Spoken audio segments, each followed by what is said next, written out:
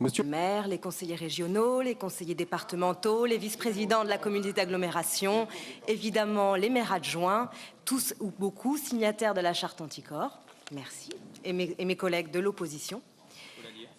Je voudrais d'abord revenir très Excusez-moi, madame, j'ai été extrêmement clair. Oui, mais je vais J'ai la revenir de police manière de l'Assemblée et je vous indique que je n'accepterai d'intervention que sur la délibération numéro 1 relative à l'acquisition à l'amiable par la ville de Montreuil auprès des consorts Orchel du terrain du 55 rue Saint-Antoine. Monsieur Bessac, est-ce que votre intervention est sur ce sujet, madame? Oui, mais lorsque monsieur Nègre a demandé la parole, vous lui avez donné. Pourquoi nous, qui sommes membres de l'opposition, on nous la refuse? Il a demandé la parole et je vous l'ai donnée tout à l'heure dans le cadre. Donc vous ne souhaitez pas intervenir si je souhaite intervenir sur ce sujet. également sur ce sujet. Alors je vous demande de le faire conformément à l'ordre du jour. Très rapidement, monsieur Bessac, juste pour vous dire que si nous n'avons pas rendu nos délibérations, je vais revenir au mur à pêche.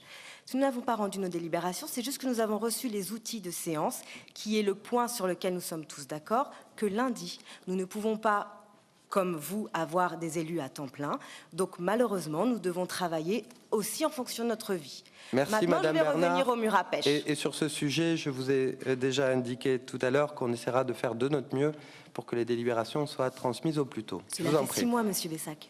Pour en revenir donc au mur à pêche, nous avons donc vu qu'effectivement vous proposiez une modification afin que le collège soit enfin terminé.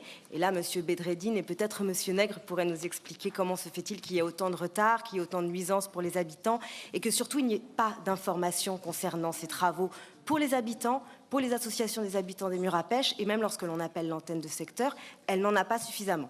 Bref, passons. Maintenant, ce que nous aimerions savoir, c'est ce qu'il va devenir des murs à pêche.